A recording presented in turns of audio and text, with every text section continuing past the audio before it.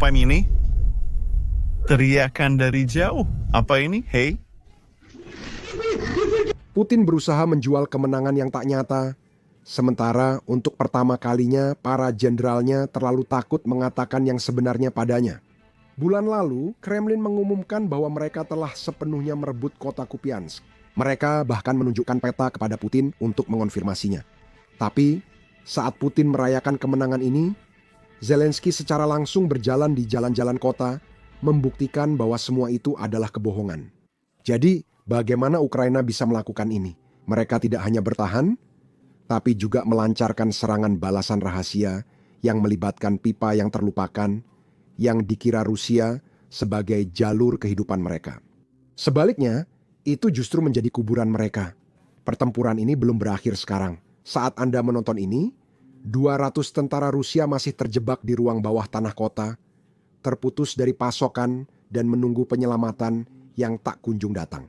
Jadi, mari kita lihat bagaimana jebakan pipa ini bekerja sekarang. Ini rekaman yang dipublikasikan Ukraina tentang serangan balasan ini, dan saya akan membacakan detail yang mereka bagikan ke publik. Sebelum mulai, ada hal penting yang perlu saya sampaikan. Para komandan Ukraina menyatakan tidak akan membagikan semua detail dengan dua alasan. Pertama, masih ada sekitar 200 tentara yang terjebak di kota itu. Ukraina ingin memastikan para tentara dijaga sebelum terlalu banyak rahasia bocor. Alasan kedua, Ukraina tak ingin membocorkan semua rahasianya, karena mereka berharap bisa mengulangi strategi ini di area lain di garis depan. Meski begitu, mereka tetap membagikan beberapa detail. Mari kita bahas. Tahap pertama dari serangan balasan ini dimulai sejak 24 Agustus, yaitu hari kemerdekaan Ukraina, tapi sayangnya pada awalnya semuanya tidak berjalan sesuai rencana. Bahkan saat serangan balasan Ukraina sedang berlangsung, Rusia justru berhasil merebut wilayah. Mereka berhasil merebut sebagian besar wilayah Kupiansk. Karena itu, pada 21 September sekitar sebulan setelah serangan balasan dimulai, unit elit ditugaskan ke wilayah ini. Inilah saat di mana gelombang pertempuran mulai berubah selama bulan Oktober dan November.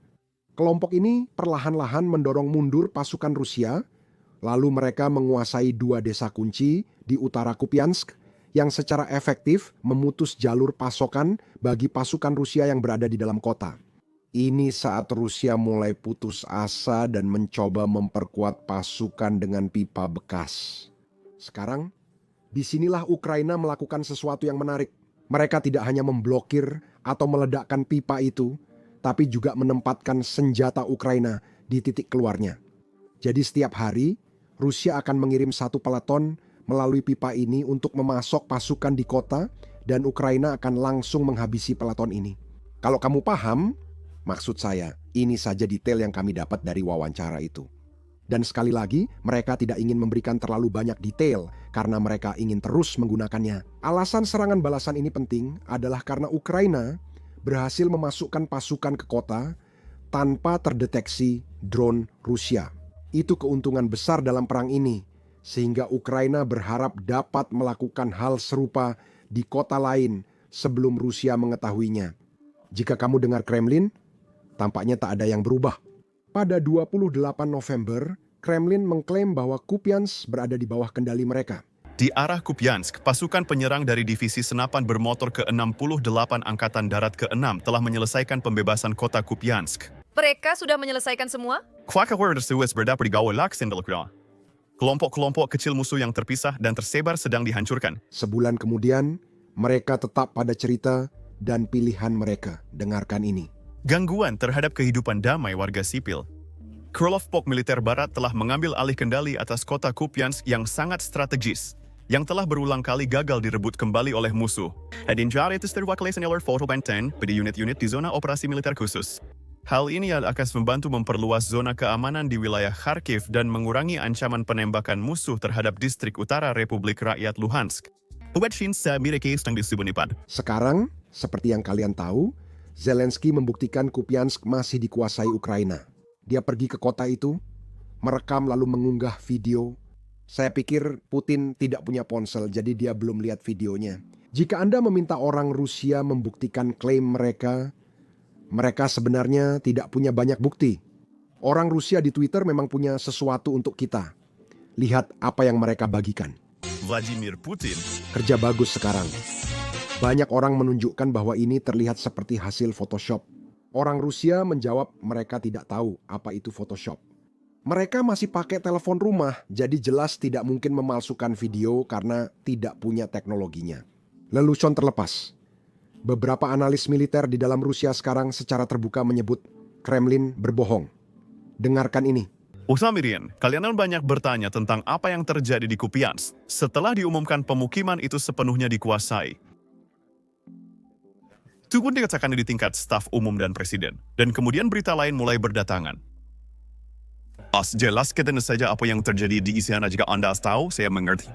Ada kemarin Stephen Bishran, tingkah Buffett tidak berbibah koresponden perang dan mereka hanya menggelengkan kepala, mengatakan tidak punya informasi yang dapat dipercaya. Bagikan pengetahuan dan pandangan Anda soal situasi di Kupiansk. Ketika mereka berbohong tentang telah merebut kota itu, mereka memiliki semua informasi. Saya tidak berbicara dengan siapapun. Berguna? Ya, memang, kami punya beberapa orang yang suka bertindak gegabah, tapi saat waktunya menyampaikan kabar buruk, mereka tiba-tiba tidak punya apa-apa untuk dikatakan. Tapi saya rasa saya punya petunjuk yang bagus. Kami juga punya seorang blogger perang Rusia yang menjelaskan mengapa militer Rusia begitu sering berbohong, terutama kebohongan di televisi nasional, dan berbohong kepada Tsar Rusia Vladimir Putin. Penjelasannya sebenarnya sangat menarik, jadi mari kita lihat bersama-sama. Bagaimana laporan palsu bahwa Kupiansk telah direbut oleh Rusia bisa disampaikan di depan kamera kepada Vladimir Putin? Seorang blogger perang Rusia menyalahkan pelaporan militer yang menilai metrik rendah, memberi penghargaan pada optimisme buta, dan mengabaikan nuansa, tulis blogger itu. Transfer informasi operasional dari bawah ke atas di Kementerian Pertahanan Rusia dan Angkatan Bersenjata Rusia, disertai dengan transformasi data awal yang konsisten. Saat informasi itu naik ke rantai komando, pada dasarnya itu adalah cara yang sangat rumit untuk mengatakan bahwa setiap orang berbohong kepada atasan mereka. Proses ini bukanlah sebuah sistem, melainkan praktik yang sudah mapan dan didasarkan pada semantik yang stabil serta mekanisme organisasi di tingkat peleton infanteri bermotor. Pengamatan awal dicatat dalam rumusan yang menyiratkan bahwa tindakan tersebut telah selesai dilakukan. Ekspresi seperti melaporkan, pendudukan posisi dalam maknanya menunjukkan penetapan kendali. Mereka sebenarnya hanya menunjukkan keberadaan sementara atau sekadar laporan telah dikirim tepat waktu. Penanda visual seperti menanam bendera, menandai titik di peta operasional, atau georeferensi Global Positioning System menjadi indikator keberhasilan pribadi komandan. Memperkuat pentingnya laporan, tanpa adanya indikasi stabilitas kendali. Lalu, saat informasi ini bergerak naik ke rantai komando, kebohongan itu menjadi semakin meyakinkan. Semua orang melaporkan bahwa wilayah tersebut telah dibebaskan dan sekarang berada di bawah kendali Rusia. Kemudian, ketika berita ini disampaikan kepada Putin, mereka menggunakan frasa seperti pembebasan total atau misi telah tercapai. Itulah dua kata atau frasa spesifik yang disorot oleh blogger perang dalam komentarnya. Lalu dia mengatakan bahwa peristiwa di Kupiansk jelas menunjukkan bahwa beginilah cara militer Rusia bekerja. Sementara di pihak Ukraina, mereka memberikan bukti bahwa mereka menguasai sekitar 90% kota tersebut. Pihak Rusia pada dasarnya mengatakan, "Hei, para tentara kami memberitahu kami bahwa mereka berada di kota itu, jadi pasti itu benar." Ngomong-ngomong, bukan hanya tentara Rusia. Kami punya klip ini, jadi mungkin Rusia kini memiliki beberapa bukti. Bagi orang Ukraina, ini adalah kemenangan besar, tak hanya di medan perang, tapi juga citra. Presiden Zelensky sendiri mengatakan bahwa pesannya dari Kupiansk memiliki dampak signifikan baik di Amerika Serikat maupun Eropa. Itu sangat penting, apalagi saat ini karena ada negosiasi besar dari semua pihak terkait. Dan peristiwa Kupiansk pada dasarnya mengingatkan semua orang yang terlibat dalam negosiasi ini bahwa Rusia memiliki kebiasaan berbohong tentang seberapa banyak kemajuan yang mereka capai di garis depan. Sekarang, sayangnya, kebohongan Rusia belum berhenti. Rusia masih berusaha tampak kuat, padahal sebenarnya lemah. Mereka berharap cara ini memberi lebih banyak konsesi saat negosiasi. Karena itu mereka terus membahas jika Ukraina tak mau menyerahkan Donbas, mereka akan mengambilnya. Secara militer, Vladimir Putin mampu melakukan itu. Hanya pengingat. Operasi militer khusus ini awalnya direncanakan 3 hari, namun masih berlangsung hingga kini. Berikut pesan Vladimir Putin kemarin. Apa-apaan ini? Ukraina akan terus mengejar tantangan kompleks ini, menyempurnakan memperbaiki dan mengoptimalkannya karena mereka sudah ada. Ya, pada akhir tahun ini, sistem rudal jarak menengah dengan rudal hipersonik Oshnik juga akan mulai bertugas tempur. Senjata ini pertama kali dipakai dalam pertempuran pada November lalu. Tingkat pelatihan yang tinggi dari unit dan formasi, serta kemampuan mereka untuk menyelesaikan tugas-tugas yang paling kompleks, dikonfirmasi selama latihan rutin yang dilakukan.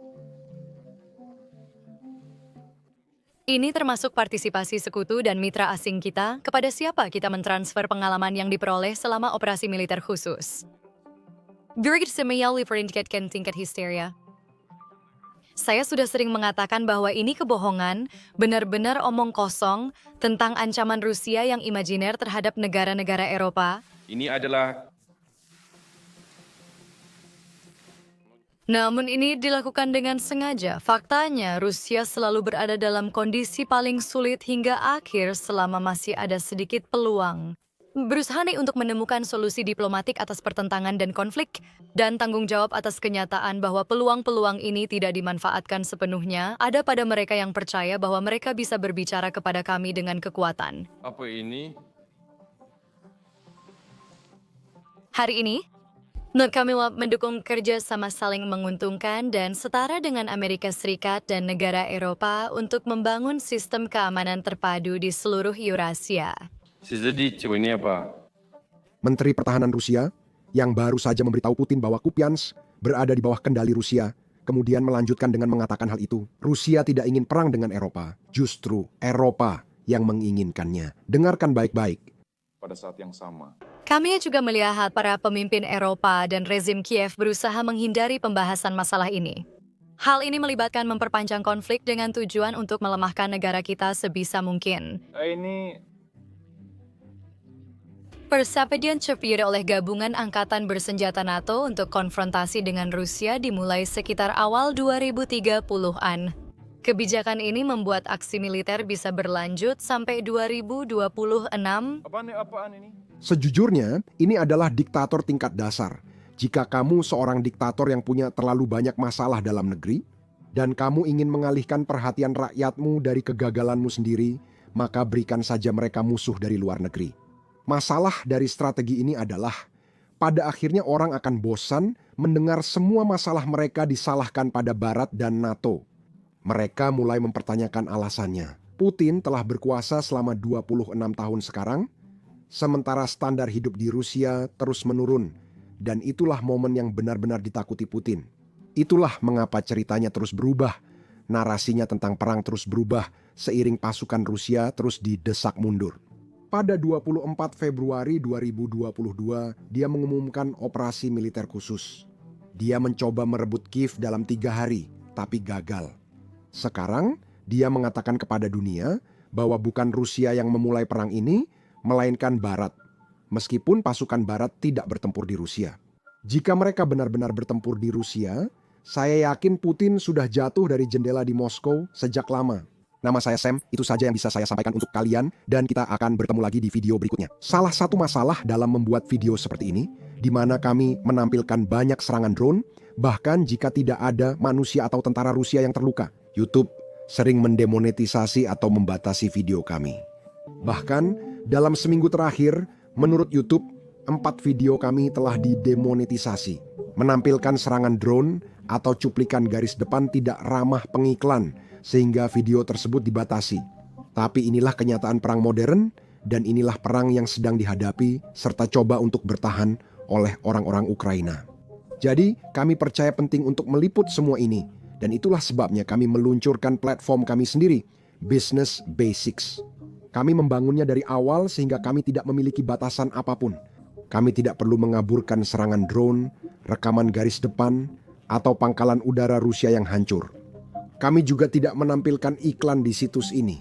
Dengan begitu, kami tidak perlu menyensor diri sendiri hanya karena pengiklan tidak senang dengan apa yang kami liput. Kami tidak mendanai situs ini melalui iklan, kami mendanainya melalui dukungan Anda. Jadi, jika Anda adalah seseorang yang tertarik dengan liputan seperti ini, dan Anda ingin menonton video kami tanpa sensor serta mendapatkan konten bonus yang tidak bisa kami unggah di YouTube, maka pastikan untuk bergabung bersama kami di basicsinsider.com. Anda bisa klik tautan di deskripsi atau scan kode QR di layar. Dengan bergabung, Anda bisa menonton semua konten yang sudah kami unggah dan semua video yang akan kami unggah di masa depan. Dengan mendukung channel kami, Anda juga membantu liputan kami. Terima kasih, saya Sam. Sampai jumpa di video berikutnya.